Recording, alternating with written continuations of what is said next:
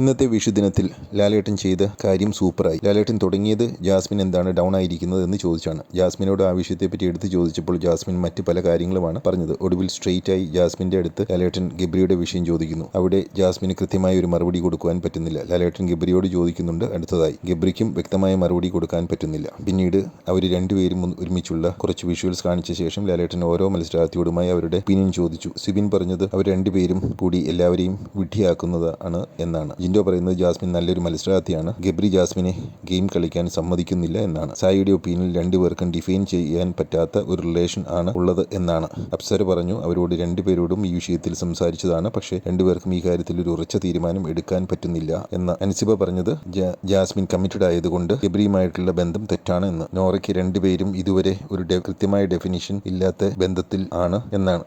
പൂജയോട് ലാലേട്ടൻ വിശദമായി ചോദിച്ചു. പൂജയുടെ ഒപ്പീനിയനിൽ രണ്ടുപേരും അവരുടെ റിലേഷനിൽ ഒരു ക്ലിയർ ഡെഫിനിഷൻ ഉണ്ടാക്കിയിട്ടില്ല എന്നും അതുകൊണ്ട് അവർ രണ്ടുപേരും കൺഫ്യൂസ്ഡ് ആണ് എന്നുമാണ്. അപ്പോൾ പൂജയും ശ്രീകുമാറും ഒക്കെ ഡിസ്കസ് ചെയ്യുന്ന ഒരു വിഷ്വൽ കാണിച്ച് ലാലേട്ടൻ വീണ്ടും അതിനെപ്പറ്റി ചോദിച്ചു. അപ്പോഴാണ് രശ്മിന്റെ വിഷയം പുറത്തു വന്നത്. ഗബ്രിക്ക് കൂടുതൽ ഫിസിക്കൽ ആയി താല്പര്യം രശ്മിനോടാണ് എന്ന് ഗബ്രി പറഞ്ഞതായി പൂജയും ശ്രീകുമാറും ഒക്കെ ഡിസ്കസ് ചെയ്യുന്നുണ്ട്. ജാൻമണി അങ്ങനെ പറയുന്നത് കേട്ടതായും പറയുന്നു. രശ്മിൻ പറഞ്ഞതും ജാസ്മിനും ഗബ്രിയും അല്പം കൺഫ്യൂസ്ഡ് ആണ് എങ്കിലും അവർ തമ്മിൽ നല്ല റിലേഷനിലാണ് എന്നും മറ്റുള്ളവർ പറയുന്നതിലാണ് തെറ്റ് എന്നും. ഒടുവിൽ എന്ത് റിലേഷൻ ആയാലും ഞങ്ങൾക്ക് കുഴപ്പമില്ല, ഒരാളുടെ ഗെയിമിനെ അത് ബാധിക്കുന്നത് ശരിയല്ല എന്ന് പറഞ്ഞ് ആ വിഷയം ലാലേട്ടൻ തീർക്കുന്നു. എന്തായാലും അതിനുശേഷം ഗബ്രി പെട്ടെന്ന് പോയി ഗെയിം ക്വിറ്റ് ചെയ്യുകയാണ് എന്ന് പറയുന്നതും രശ്മിനും ജാസ്മിനും ഗബ്രിയെ പിന്തിരിപ്പിക്കാൻ ശ്രമിക്കുന്നതും കണ്ടു. ഗബ്രിയുടെ വാക്കായതുകൊണ്ട് ഒന്നും സംഭവിക്കില്ല എന്ന് എല്ലാവർക്കും അറിയാം.